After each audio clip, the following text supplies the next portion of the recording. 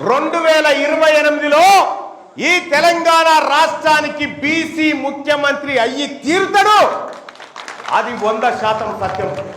ఇక బీసీలు ఏడగలిసి ఉంటారయ్యా, ఏడ కూడతారా అని ఇక చూడరు. ఇగో ఎట్లా కూడరు, పంచనాలు నిండా కూర్చున్నారు చూడరు. ఇగో ఎంత మంచి కూర్చున్నారే, మేము అంతా కలిసిమెలిసిగా. ఈ చూస్తే ఇప్పుడు అలాగే నిద్ర పట్టది. అమ్మ కలిసిర్రా, ఈ బీసీలు కలిసిర్రా, నిద్ర పోరి గయ్యాల.